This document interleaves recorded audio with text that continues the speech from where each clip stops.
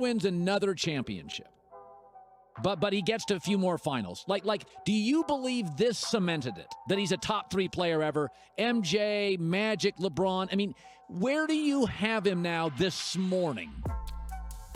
Wow, great question. Well, for me, so when LeBron left, I was one of the people that was kind of upset because I was saying, LeBron, if you win one championship in Cleveland, you have earned your stripes. Don't listen to all these people out here. Just win one in Cleveland if you could do that. Chris Webber just said the quiet part out loud, and the NBA felt it instantly. In a moment that already has the basketball world buzzing, the Hall of Famer finally said what a lot of people have been thinking but were too careful to say publicly. He didn't dance around it, he didn't soften it, he went straight at LeBron James and those constant self-declared GOAT claims, and the tension was unreal. Stop calling yourself the GOAT, Webber snapped, and you could hear years of frustration packed into every word. This wasn't playful banter or headline chasing. This was a legend checking another legend in real time, and the shockwave hasn't stopped spreading.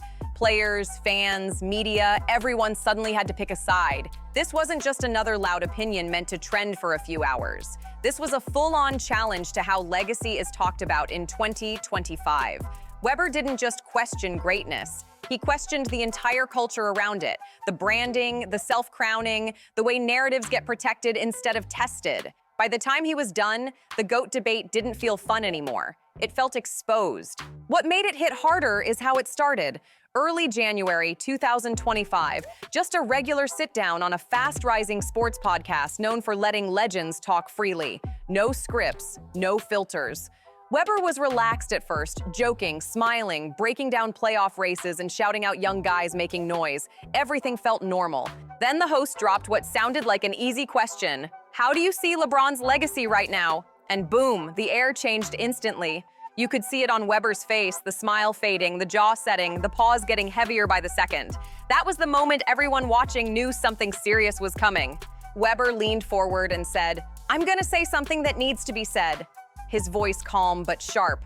"Stop calling yourself the GOAT, just stop!" The host froze. The room went silent.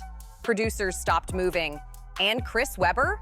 He wasn't even close to finished yet. When did it become normal for players to crown themselves? Chris Webber snapped, and now his frustration was fully out in the open. When did humility disappear from this league? He continued, voice sharper, more personal. He made it clear this wasn't bitterness, it was principle.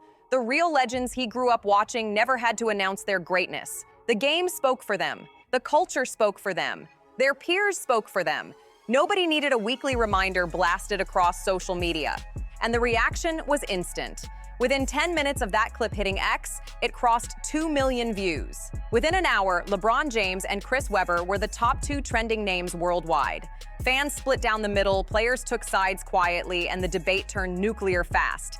This wasn't random emotions spilling out. Webber had been watching this pattern for years. If you rewind the tape, the warning signs were always there. This is the same Chris Webber who came up with the legendary Fab Five, who redefined what a power forward could be, who made 5 all-star teams and did everything on the floor. His career had brilliance, controversy, heartbreak, and that one moment everyone still brings up. He knows exactly what scrutiny feels like. He knows what it's like to have your legacy debated instead of respected. That's why this hit so hard. Because what Webber was calling out wasn't talent, it was behavior. Over the last few years, LeBron hasn't just let the debate happen around him. He's pushed it himself, loudly, repeatedly, after big wins, after milestones, in interviews, on social media, through branding. "I'm the greatest basketball player ever," he said after the scoring record. "There's no debate," after another deep run. And yes, the resume is insane. 4 championships, 4 MVPs, all-time leading scorer, 10 finals appearances, 2 decades of dominance. Nobody is denying greatness here. But this is where the frustration boils over. Among older players, among purists, there's a growing feeling that something important got lost. Respect for history. Respect for the legends who built the league before the cameras and algorithms ran everything. I've never heard one of the greatest say they were the greatest of all time. That was That was very interesting to me. Kevin, what are your thoughts? Oof, man, you know what? It's one thing. We all sit at this table all the time and sing his praises. Yeah. I think LeBron is a great player. Yeah. I just think that's disrespectful, honestly, to Bill Russell. What did Bill Russell do? Won every time. He said, all right, fellas, you want to win? Come with me, we'll go on the floor. That's what this game's all about. Kareem Abdul-Jabbar. Magic Johnson never called himself the GOAT. Larry Bird didn't either. Even Michael Jordan, the man most fans already consider untouchable, rarely said it out loud while playing. He just won 6 championships and let the results do the talking. Kobe Bryant chased Jordan his entire career and never once announced he'd passed him.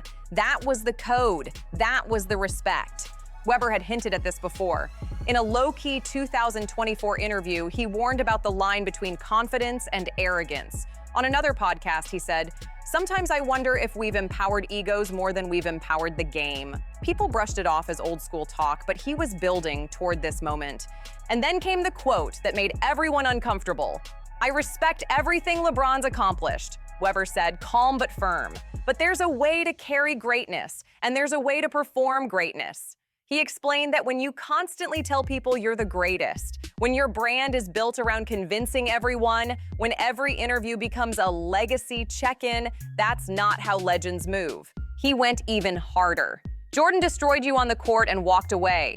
Kobe dropped 60 and said, "Mamba out." They didn't sell greatness, they showed it. The debate happened around them, not because of them. When the host tried to soften it by calling it a generational difference, Webber shut that down fast. "Confidence is showing up and delivering," he said. "This is something else." Then came the line that hit like a punch. "If you were secure in your legacy, you wouldn't need to keep saying it." And that one sentence changed everything. You wouldn't need to say it. That single line is what really blew the whole thing wide open. That's the sentence that detonated the internet, split fan bases, and turned a regular interview into a full-scale NBA culture clash. But Chris Webber wasn't finished yet, not even close. He leaned into the part nobody likes to talk about.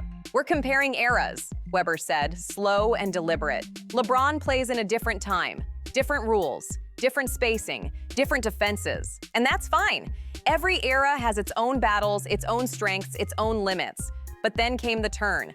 "When you start declaring yourself the greatest across all eras," Webber continued, "when you put yourself above guys who played through hand-checking, brutal defense, and no freedom to pick teammates, that's where you lose me." And he made it personal. Those older legends didn't have social media to polish every moment.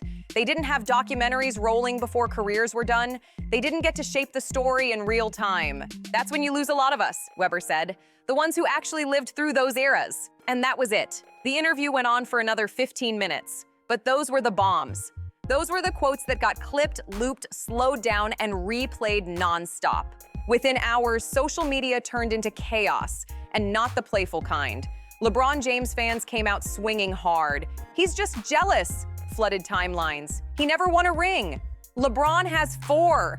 People dragged up Webber's career stats, playoff moments, even that infamous timeout. One viral post racked up over 200,000 likes, calling Webber the wrong messenger. But the old school crowd, they rallied behind him like he just said what everyone was afraid to say. Finally, comment after comment read, "We've been thinking this for years." Fans started posting compilations of every time LeBron crowned himself. Interviews, Instagram captions, documentary clips, press conference sound bites.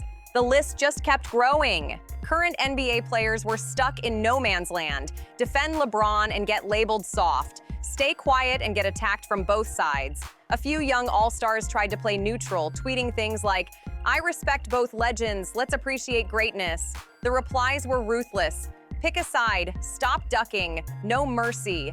The podcasts went wild. Every NBA show dropped emergency episodes. Stephen A. Smith alone pulled over 5 million views in a day reacting to Webber's comments. Former players jumped in too, some backing the humility argument, others defending LeBron's right to own his greatness. But this wasn't normal NBA drama. This wasn't a 2-day cycle. Webber hit something deeper, something that's been boiling for years. The memes exploded. Side-by-side shots of LeBron's Chosen One tattoo, clips of Michael Jordan letting his game talk, fake movie posters like GOAT Wars, Legacy Strikes Back. And through all the noise, one question kept getting louder. What is LeBron going to say next? because everyone knew his response would flip the situation again. But here's what most people missed. Weber wasn't really just talking about LeBron. He was calling out a bigger shift, a new era where greatness isn't just earned on the court anymore. It's packaged, it's promoted, it's defended before anyone else can challenge it.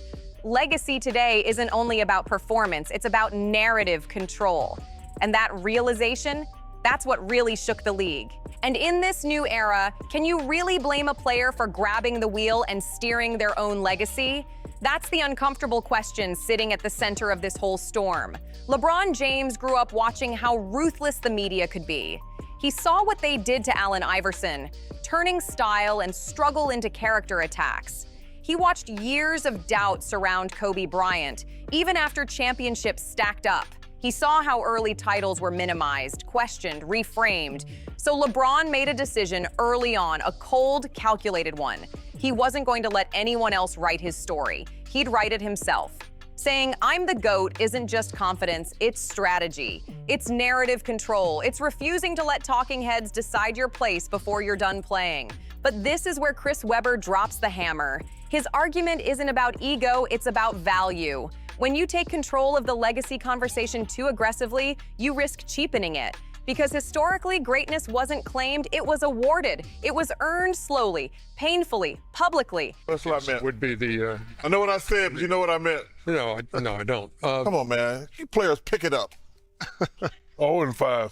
These bombs y'all be showing every week. Okay, LeBron, one of the greatest ever, can't give me 25 points. KD, one of the greatest ever, can't give me 25 points. Anthony Davis, 8 rebounds. That's easy.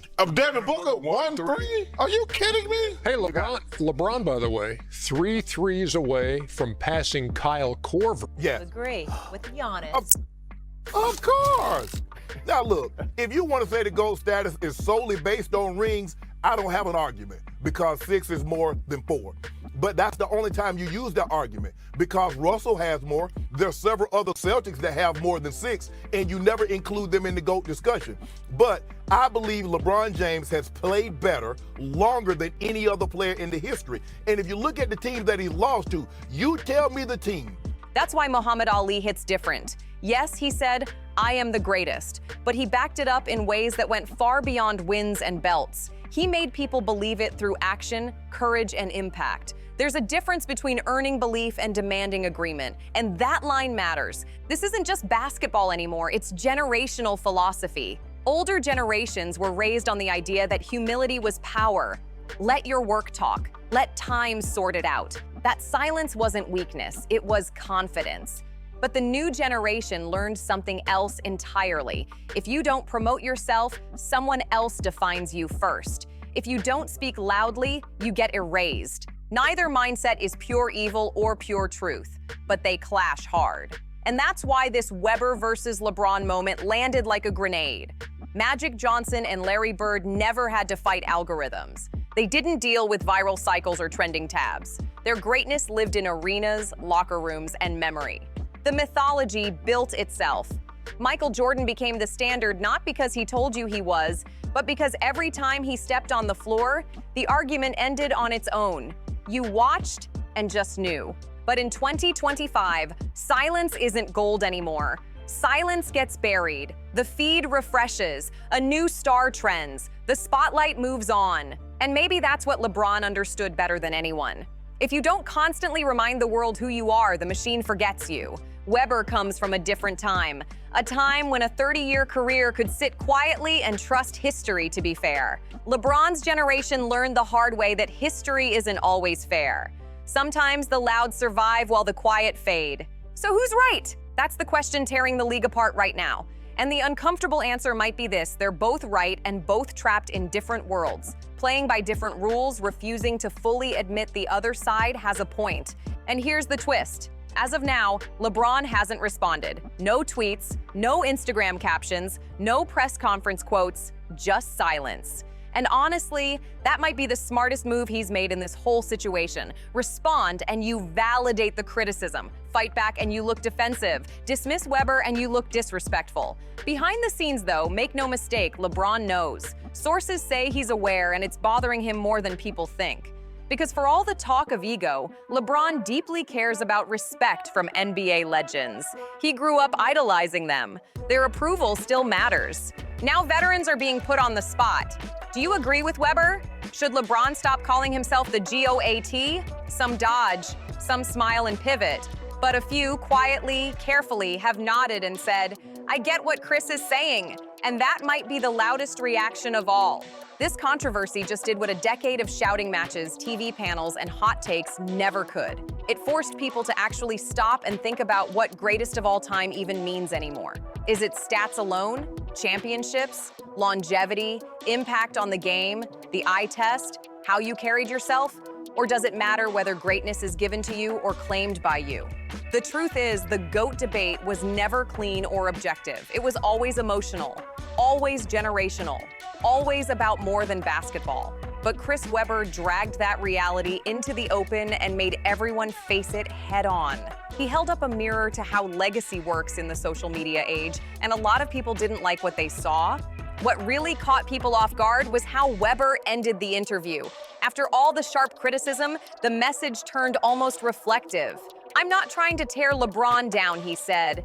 I'm trying to remind everyone, including him, that real greatness is humble. That line hit different. True greatness doesn't need nonstop validation. It doesn't beg for applause. It respects the game, honors the ones who came before, and trusts history to tell the story fairly. Whether LeBron James takes that message to heart, nobody knows yet. Maybe nothing changes. Maybe everything does. Only time will tell. But one thing is locked in. Webber finally said what a lot of people around the league had been whispering for years. And now that it's out in the open, there's no stuffing this conversation back into the box. The GOAT debate will never sound the same again, and honestly, maybe that's exactly what needed to happen. This wasn't about tearing down greatness. It was about questioning how greatness should be carried. So here we are. Chris Webber just challenged LeBron in a way nobody else dared to. Not by denying his talent, not by rewriting history, but by questioning how power, legacy, and respect should coexist. It's raw, it's uncomfortable, and it's forced every basketball fan to pick a side. If you haven't already, hit that subscribe button because this story is far from done. Drop a comment below and tell us straight. Is Chris Webber right? Should LeBron stop calling himself the GOAT? Or is this just old school thinking clashing with modern confidence? And here's the real question. When the dust settles and LeBron's career is complete, will history remember him as the man who demanded the crown or the one who earned it without saying a word? Say your piece below because this debate is only getting louder.